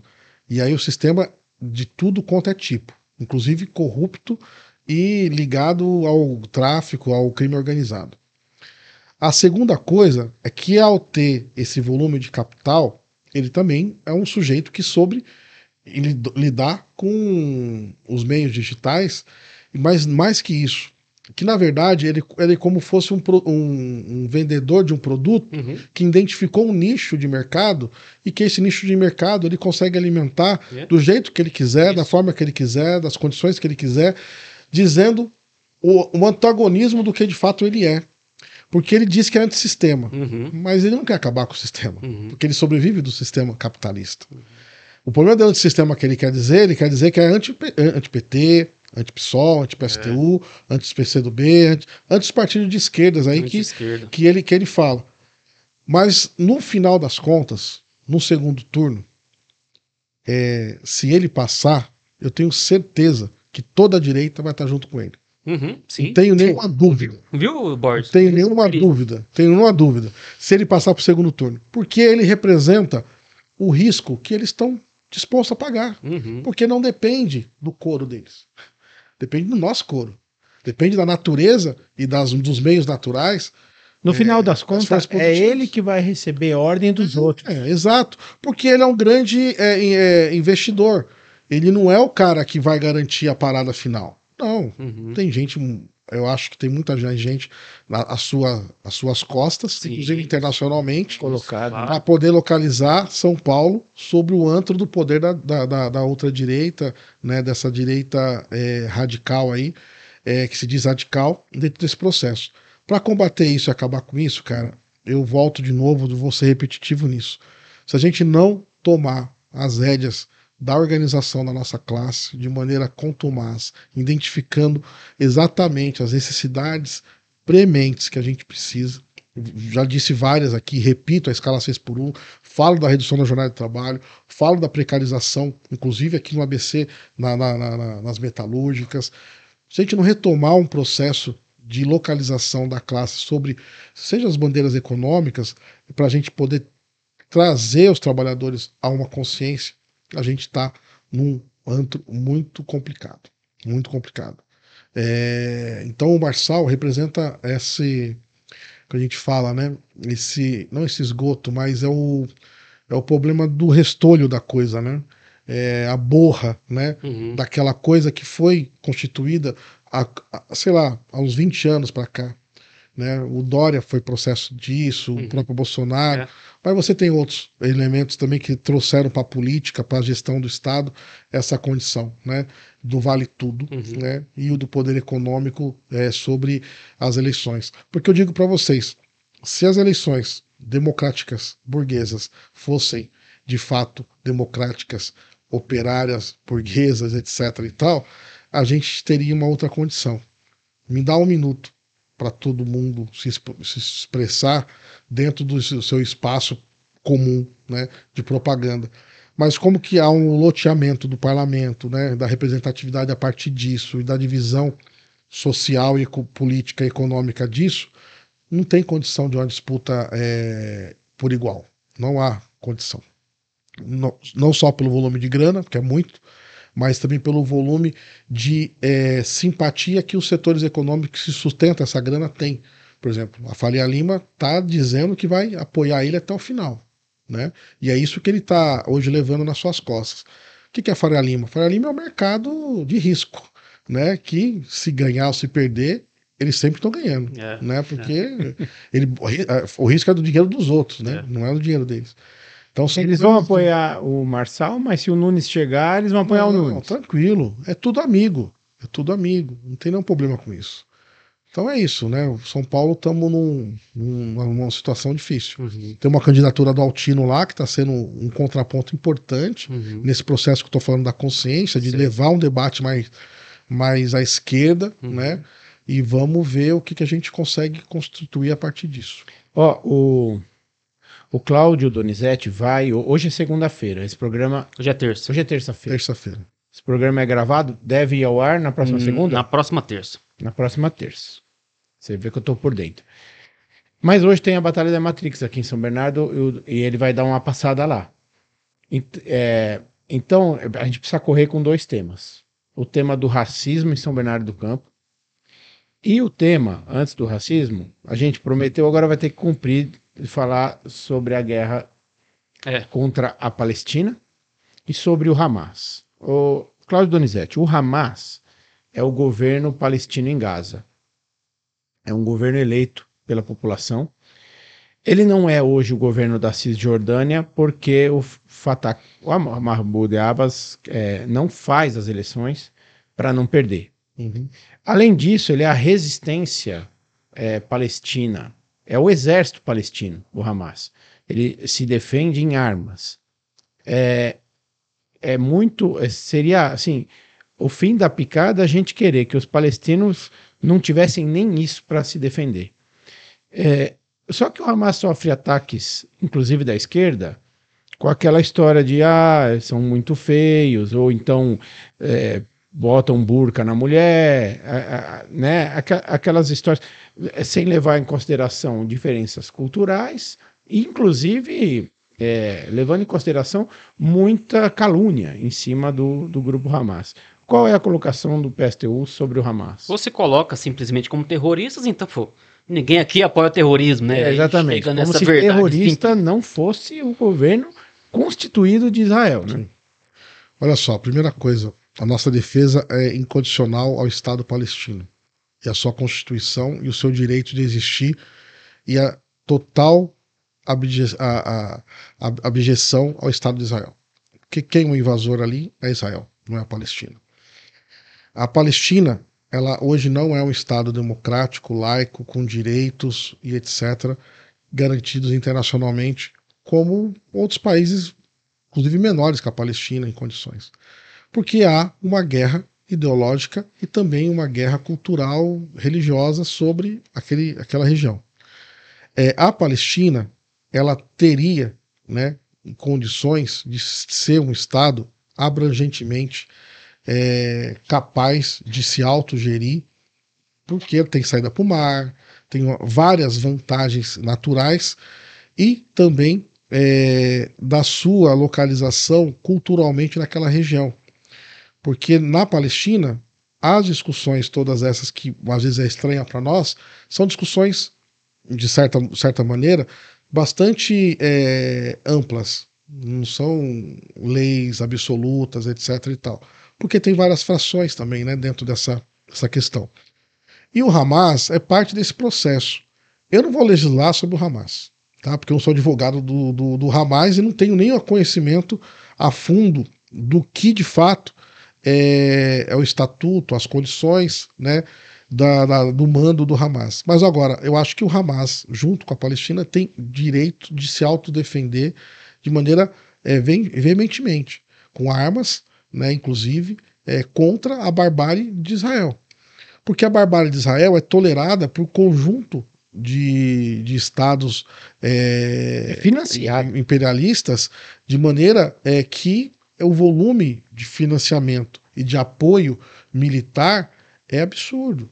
Eles só não fazem um genocídio completo e total de extermínio da Palestina por um problema tático. Porque estrategicamente é isso que eles estão fazendo. Exatamente. A cada guerra. Então, o direito de se autodefender e usar, né, do seu exército para isso, que é o Hamas, eu acho que tem todo o direito, obviamente.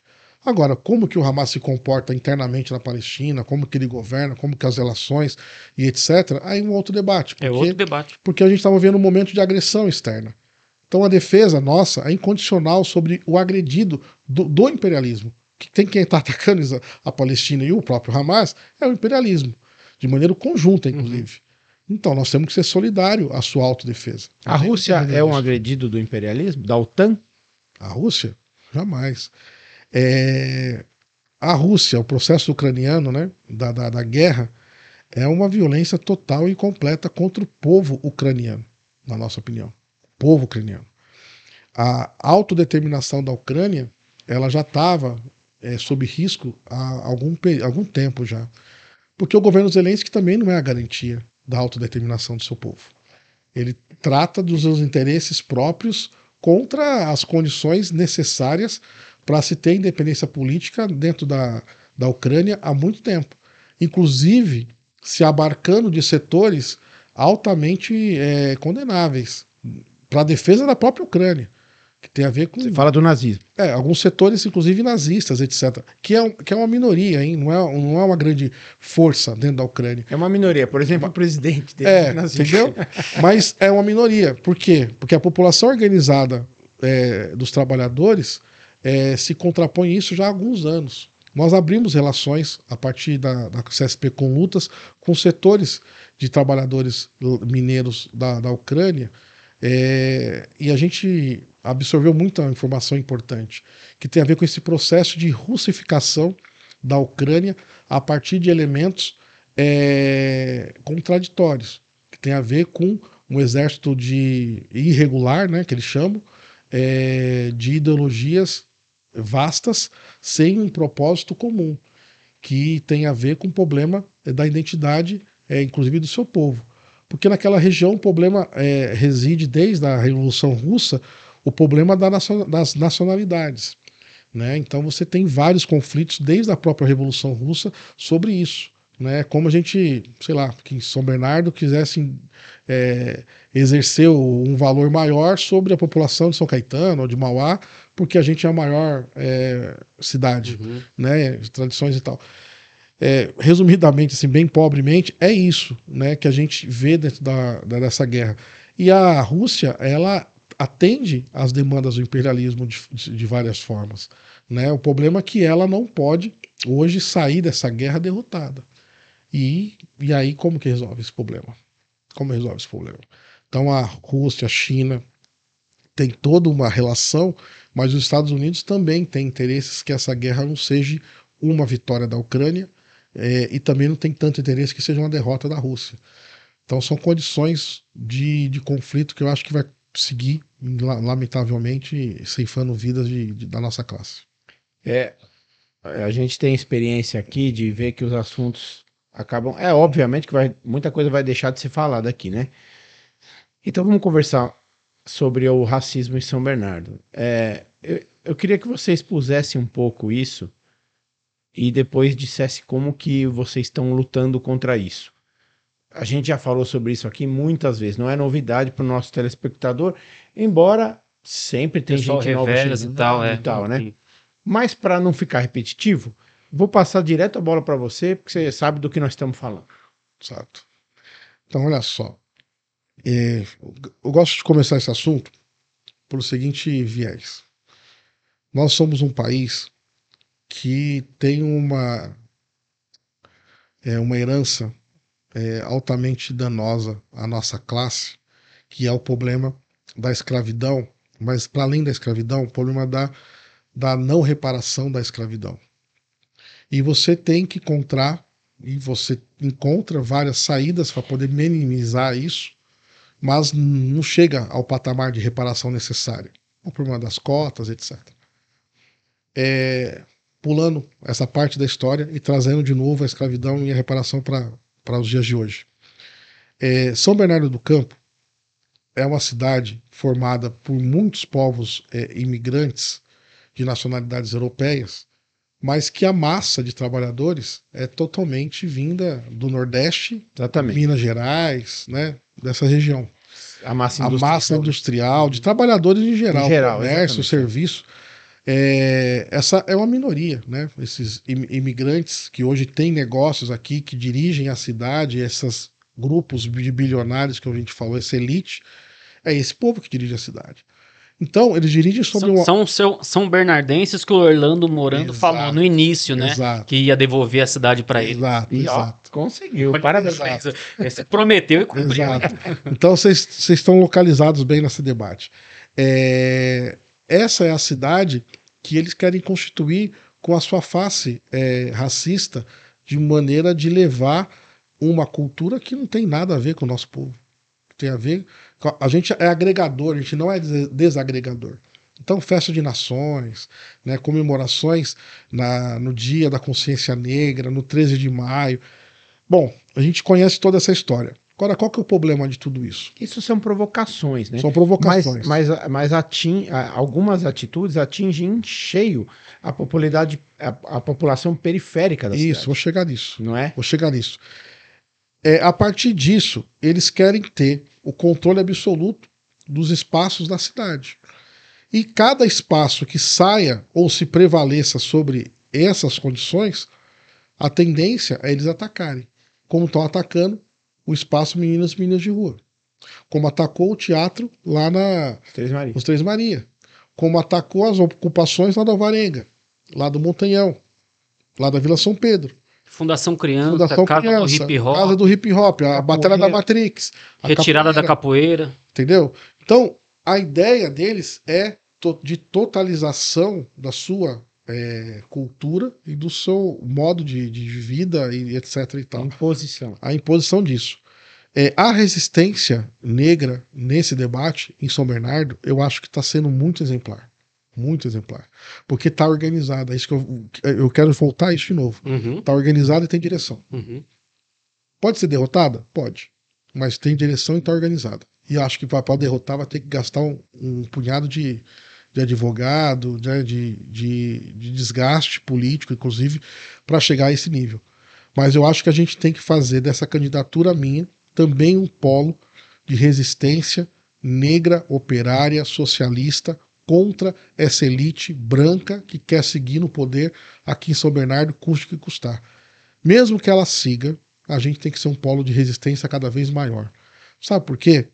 Porque a representação e a direção desse processo não está na mão deles, está na nossa mão. Eles se absorvem na miséria, inclusive nas periferias, condizendo valores, vantagens, privilégios a grupos pequenos, inclusive de direções de clube de futebol, de associações de moradores de bairro, mas que a população não conhece, não reconhece eles como a sua identidade de classe. Então acho que a gente tem que avançar sobre esse debate e disputar esses espaços, inclusive que eu acabei de falar, para a gente poder retomar esse processo. Então o processo aqui de São Bernardo é um processo exemplar daquilo que a gente tem que combater, porque não é possível com a cidade constituída de nordestinos principalmente, de pessoas vindas das cidades de Minas Gerais, né, que uma grande parcela é mineira aqui na cidade. Eu sou filho de mineiro da Zona da Mata. Nosso último convidado também. E que o Ananias, né? Sou vizinho dele, né? Moro no Feazópolis. Uhum. Minha família toda se constituiu na Vila São José. Conheço meus amigos desde então. Então, essa identidade, ela é natural nossa. Então a gente tem que resgatar isso e fazer avançar. Por quê? Ferrazópolis é todo nordestino. Cara, ali as quebradas de São Bernardo é nordestino e negro. Exatamente. Vou dar um dado para vocês, só para vocês entenderem o que eu estou falando. São Bernardo tem um censo de negros de 2010, defasadérrimo. Estamos em 2024. Uhum. Mas é o único censo racial que eles constituíram aqui na cidade, que foi o IBGE em 2010. Para falar bem, foi no governo Lula. 33,6% da população de São Bernardo em 2010 era negra. Agora, se você pegar o Montanhão, é 54,3%. Pois é, velho. Se você pegar o Alvarenga, é 48%. Se você pegar a Zona Rural, é 48%. Se você pegar o Batistina, é 46%. Se pegar o Cooperativa, é 45%. Se pegar o meu Ferrazópolis com o Montanhão, dá 51,5%. Onde que está os europeus aqui? E não precisava atualizar esses números aí para propor políticas públicas? Óbvio que precisa. Porque você imagina, de 2010 para cá, a quantidade de pessoas que passaram a se denominar como negras é alto, né? É nisso que eu queria chegar. Esse reconhecimento de 2010 está altamente defasado, obviamente, mas a consciência racial da população, dos trabalhadores, da juventude em particular, aumentou muito. O black voltou, as tranças voltaram, os cabelos crespos voltaram, a liberdade criativa, cultural, de todas as matizes voltaram, religiosamente voltaram-se os cultos de Umbanda, de Candomblé e de outros. Só não voltou o chopapo ainda. Ainda não. Mas estamos defasados. Mas eu tenho ido em alguns lugares da periferia que a turma faz um baile legal. Que é os remanescentes do chopapo. Né? A gente encontra de vez em quando aquela festa do passinho.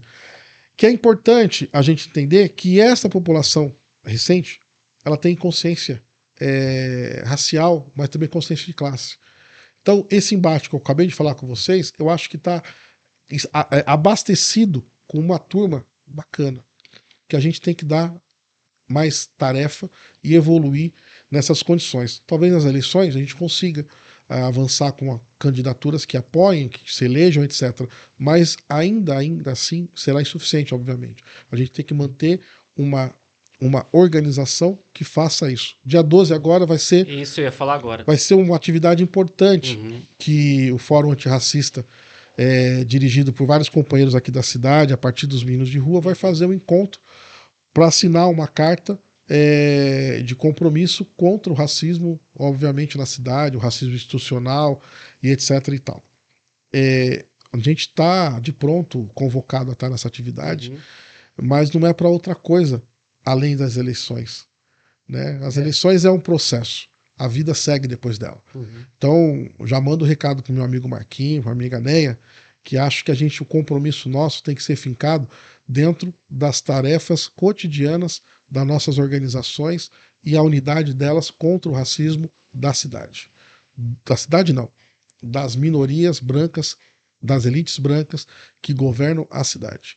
Seja os grupos das Beatrizes, seja os grupos da Sete Braga, seja os grupos da saúde e etc e tal. E os construtores? E aos empreendedores, especuladores imobiliários principalmente. Porque a gente tem que localizar nessa cidade uma tarefa, que é fazer essa negritude ir para a rua e reivindicar e conquistar os seus direitos e as suas condições de vida, inclusive de vida, contra o genocídio que também nos abala aqui na região. Uhum. Não é só São Paulo, não. Esse evento já vai ter acontecido quando for ao ar, né? Sim, Nosso sim. episódio. Inclusive na quinta agora a gente grava com o D'Alessio e aí já vamos todo mundo Vai pra lá, né? Ó, eu mas quero- ah, Você vai, não sei se eu ia vai trocar de- perguntar se foram convidados para assinar os candidatos a prefeito ou não. Todos Tá, eu candidatos. emendo. Acho que todos os candidatos foram. Tá aberto, Convidados né? foram. Tá aberto. Tá Confirmados aberto. eu não sei quantos. Isso. Eu tô confirmado. Eu já tô lá. Mesmo que não tivesse sido convidado. Eu ia passar por lá. Não, que eu ia aproveitar o momento também para perguntar como é que tá a conversa, a discussão dentro do movimento negro, diante aí da recente situação no governo, com os ministros, qual o impacto pode ter até para as pautas, como é que tá? Olha só, a gente costuma dizer, pelo menos da discussão que a gente consegue fazer da questão racial, que debater raça, classe, mas não discutir também o problema tanto do modo de vida, o problema da sociedade capitalista e todas as pressões que ela comete sobre nós, corrigir erros que advêm disso e a gente absorve com naturalidade muitas vezes, não resolve reeleger negro ou indicar negro ou negra para os cargos públicos no geral. O Silvio de Almeida é um sujeito que tinha ambições, capacidade, acho que ainda tem capacidades, mas ambições muito além daquilo que ele estava colocado para os direitos humanos. E jogou na lata do lixo. Sobre as condições piores possíveis, que é levar para a sua biografia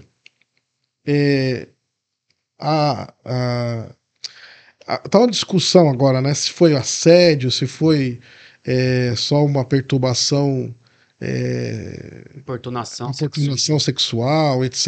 Mas Ou independentemente se nem disso, foi, né? porque o que aconteceu foi machismo. É machismo.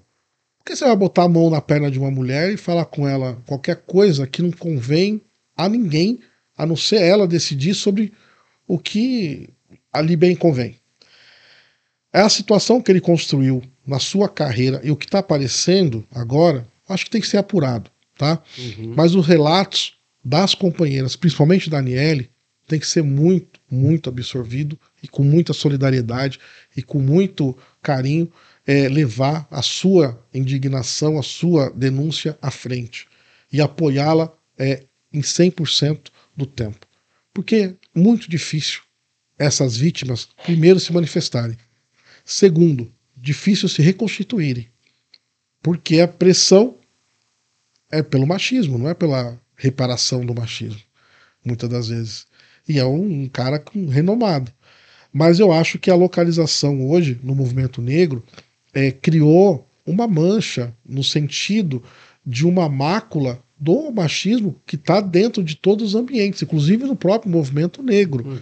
Então, eu acho que a gente não pode abrir mão tanto do combate às opressões, mas também do combate interno, aquilo que as opressões nos traz de mal, de ruim, né, que é a constituição da naturalização disso no nosso meio.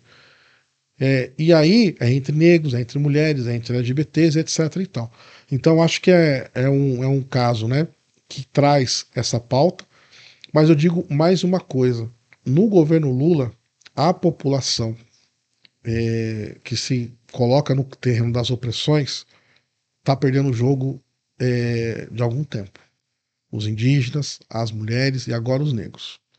Eu acho que tem que tomar essa ciência. porque o avanço sobre esses terrenos estão sendo altamente minoritários.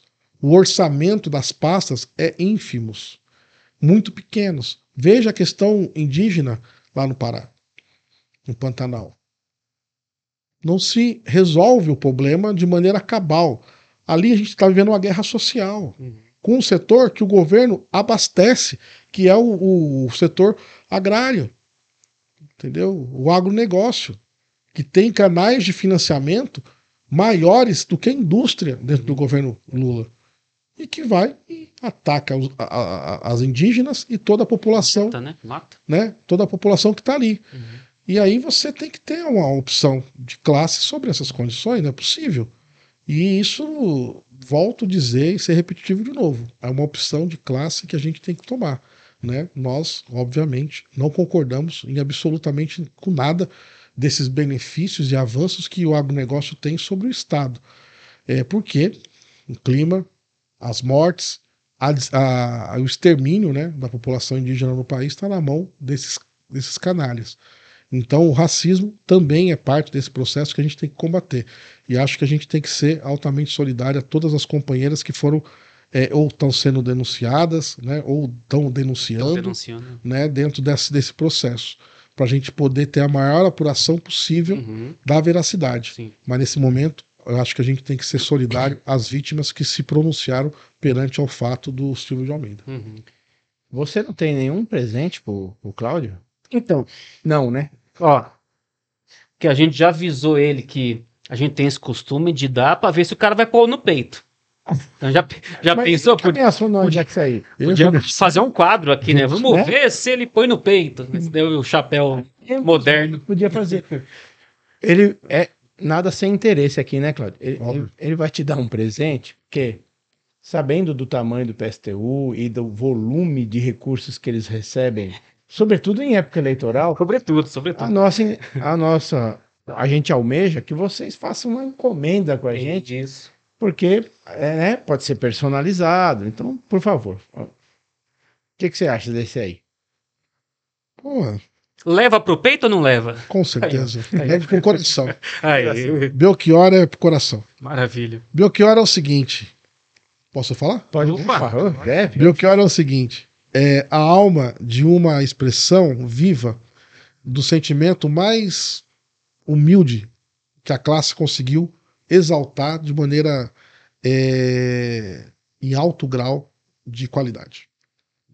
Você escuta qualquer música dele, você lembra de uma passagem, de uma vivência na fábrica, no boteco, no bairro, mas só que ele eleva esse sentimento a um grau de qualidade que é muito importante. Então, muito obrigado pelo presente. Imagina eu, minha família toda do Ceará. Bota no peito. Imagina ouvir essas músicas. Não, o Belchior, ele, além de elegante, ele era alguém sofisticado. Sofisticado. É verdade. Cearense sofisticado. Assim, não é por mal, mas seria legal o pessoal se aprofundar, né, nas coisas que o Belchior diz e de onde ele tirou. Isso. Sabe? As referências na As música. referências na música, as referências literárias. Né?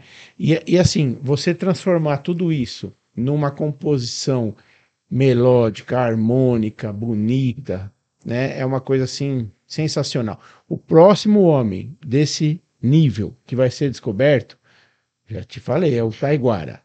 Você falou a verdade. Não é verdade? Tá agora. É o Taiguara. Tá agora. Mas vai chegar a vez dele. Primeiro vamos degustar o Belchior, não é isso? Isso aí. É um cidadão comum, né? O cidadão comum, é isso aí. Vamos lá. Então, a gente... Onde tem. O Cláudio tem compromisso, né? Hoje eu também tenho, nós estamos chegando já às 8 horas da noite. Eu queria falar duas coisas. Eu sei que você tem muito trabalho na campanha, porém, visibilidade não. E você não deve ser convidado para muita entrevista, muito... Então, a gente até tinha pensado numa maneira de fazer um debate com alguns, nem que fosse os da esquerda, e aí seria, porque eu acho que não tem outro, né? Não sei se a UP tem candidato, o PCO não conseguiu colocar um candidato aqui na cidade. A UP não tá aqui em São Bernardo, né? Não, só tem eu e o PT, né, nessas condições que eles... Mas assim, a gente também aqui é pequeno e a gente vai fazer o que der. Mas a gente queria saber se você não consegue trazer o Altino aqui. Consigo. Ou trazer modo de falar, né? Mas assim, indicar ele pra gente conversar com ele aqui, né? Consigo discutir a agenda dele. Vocês se adaptem aí também, se for possível. Isso. Tá. E, se for possível, durante ainda as eleições, a gente abriu assim, conversar com o convidado mais do que uma vez. Aqui estamos sempre abertos. E vamos pegar o Cláudio também como representante do PSTU nacional. Se sair algum assunto que a gente vai querer discutir, saber a opinião, convidar, cara. Vamos chegar. Eu estudo lá o que for possível para te responder melhor possível. Legal. Muito obrigado, viu? O Cláudio Donizete, ele deixou aqui uns adesivos, um programinha com a gente, né? Não sei se vai focar. Eu agradeço a sua presença, a elucidação, é um companheiro metalúrgico, né, da gente. E o Denis vai fazer um encerramento aí. Sem deixar aquela pergunta... É isso, final, né? Algo que a gente deixou passar, algo que você acha importantíssimo, pensando no pessoal que está nos ouvindo, nos assistindo, uma última mensagem aí, fique livre. Olha só, o Lenin tinha uma frase bem simples. Sonhos, acredite neles. Que significa a gente poder ter a dignidade de fazer aquilo que a gente acha melhor. E dar o melhor que a gente tem. Mas não é o melhor nosso. É o melhor do que a gente consegue arregimentar dentro do coletivo. O PSTU tenta ser isso. Com muitas diferenças e muitas críticas profundas aos processos de formação ideológica, política das demais organizações.